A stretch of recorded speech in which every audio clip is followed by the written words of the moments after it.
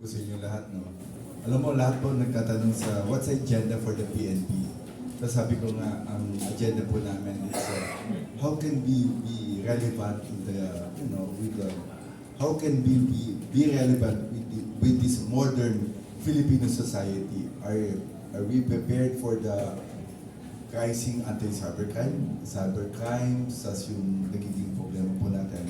Sabi ko nga, marami po talaga mga problema ng police, but it's hindi po ito problema, it's a challenges na every police organizations have to face kasi nagbabago po yung mga sindikato, sabi ko and i-improve po sila, dapat kami mag-i-improve rin, dapat mas responsive po kami. Okay? Kagaya po, one time someone asked me, sir, naniniwala ka ba sa war on drugs? Are we better off than before? Sabi ko, yung war of drugs, pare-pareho lang nga po yan. Wala po kaming war. War is may ending. Dito is always a continuous po yung laban po namin sa drugs. Ang problema po ng Pilipinas, problema po ng ibang country. Sabi po nga ng presidente natin, the United States are spending billions of pesos, billions of dollars just to stop drugs. Ganun rin po ang ginagawa ng Pilipinas. Hindi po kami humihinto sa pag-i-improve po na ating panlaban po sa drugs. So, it is always a continuous effort po na magkaroon po tayo na paghinto dun sa drugs po natin. Ang plano po natin is always 100% a drug-free community. Ano po ang pinaglalaban po ng Philippine National Police?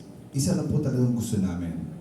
Ang sabi ko nga sa statement po namin sa Bagong Pilipinas, ang gusto ng pulis, ligtas ka. Ito na po talagang trabaho ng pulis, no? To make sure that everybody can go home, go to work, na you are safe. So, paano po kami magsisafe? Ito po rin po yung pinaano ng presidente natin. Dapat ang tao natin, 24 hours ligtas. At ito sa lang problema lang natin. When you go home, you go to work, when you go home, you are safe. Ngayon, pati pagtulog nyo, hindi na po kayo safe. Why? Kasi meron na pong cyber attack eh. Minsan, hindi nyo alam, nananakawan po kayo ng mga accounts nyo. Meron po mga fake news, di ba? And it is happening. Hindi na po dati, it becomes a normal phase po ng buhay natin. So, ang police po natin, paano tayo magiging ligtas? Una po yung unang ginagawa natin, no? Number one, we try to shorten yung mga activities natin to make sure na ang pulis po natin, nandun po nakatutok po yung mga patrolya po natin. Binabawa po natin lahat ng mga tao natin to make sure na ang priority po natin yung beat patrol. Why? People feel safe pag nakakita po sila ng pulis na umiikot. Ang plano po namin talaga is magkaroon po tayo ng interconnectivity po ng CCTV. That's a long way plan, but right now, hindi po kasi talaga we need a hapado na mag-connect po ng mga CCTVs around the Philippines. Although there's already a law that requires all the establishment na magkaroon ng CCTV, but there's no law that will interconnect all the CCTVs. Pagka nag-interconnect po tayo, definitely talaga makikita po ang reduce ng crime kasi nobody wants to commit a crime na nakikita po sa CCTV, especially pagka dinagdagan mo pa ng AI capabilities. So lalo na itong talagang mababawasan. It's a huge investment, but for sure, it will help our Filipino people. Ano po yung project natin ngayon? Alam mo, may kinuha po gusto po natin kagaya na sa US. We want to develop a perfect 911. Wala po, meron tayong mga 911 before, pero pansinin nyo, kanya-kanyang district, may kanya-kanyang codes, 123, 166, arami-rami. Pero may ginagawa po kami, and we're testing right now in Metro Manila, ng 911. When you call 911, dire-diretso na po magtatawag yan kung ano po ang distrito na papunta. Hindi na po kayo kailangan mag-memorize ng kanya-kanyang different numbers when you go from one place to another. Although talagang magagamit po pa yan, pero it will be 911. We will be piloting dito sa Metro Manila, but second, pagka na-perfect po natin, dun po kami pupunta sa mga nearby regions. Bakit po kailangan ng 911? Para lalo po tayo makaramdaman na ligtas po kayo. Mas mabilis yung reaction time. Yung before po, ang sabi po nila, this is a place na sinasabi mo na meron 3 minutes. Bakit hindi natin pwedeng gawin sa buong Pilipinas? Buong Pilipinas yan. But of course, it will take us time, but will be the project po natin yung Metro Manila. So ito po yung unang ginagawa natin. Second, ano po yung next na ginagawa natin? Of course, hindi na po dapat kayo ligtas. Dapat po yung mga pulis natin ligtas. Di ba? Ligtas kayo, kawawa naman kami. How do you feel na ligtas kami? So we have so many projects. I've been to the field and alam mo, hindi naman po perfect ang society natin. Hindi naman po perfect yung pulis. Nagkakamali pulis. But every time nagkakamali kami, hindi lang po kami nagkakamali na papakusan. Dinidemanda rin po kami ng mga tao. Tama o mali, okay lang sana kung nagkamali ka ng demanda. Usually po, yung mga nagdidemanda sa amin, puro mga counter charges. Kaya yung mga pulis natin, natatakot na rin magkakaso eh. Why? Kasi pagka nagkakaso sila, nag-counter sila, walang pera eh. Walang pera pang kumuha ng attorney.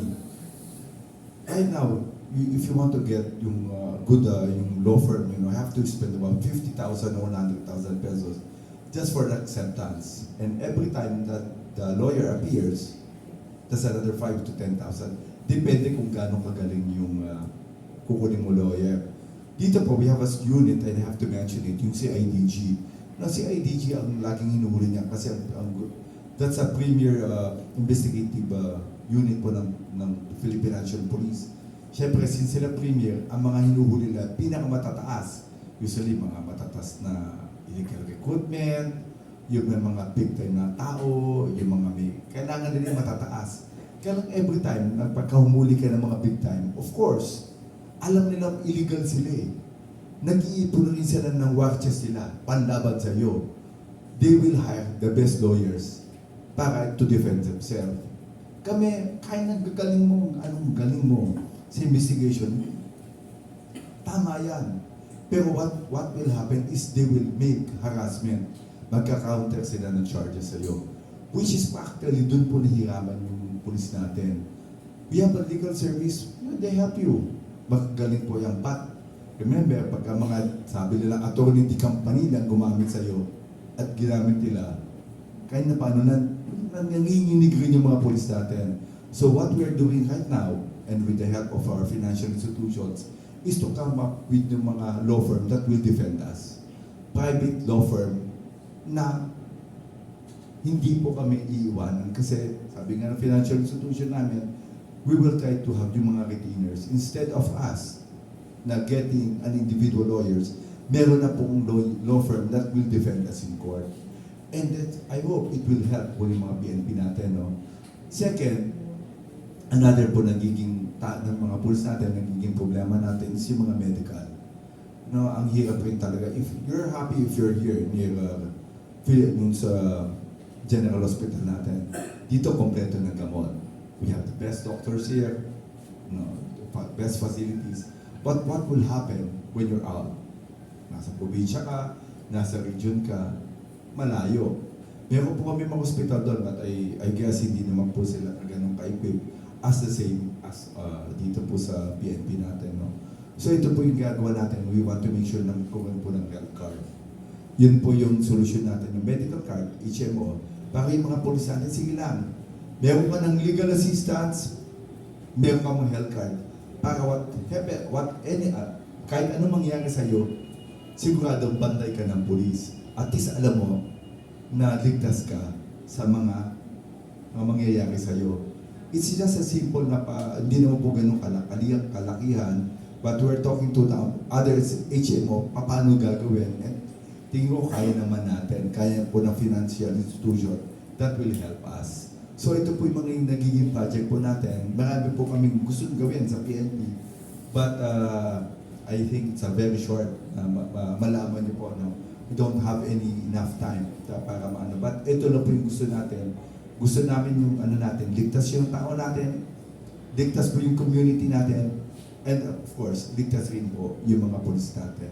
So that's a gist of what is really direction po ng police natin. Ang direction po ng police natin, police, crime prevention and crime solution. So maraming salamat po.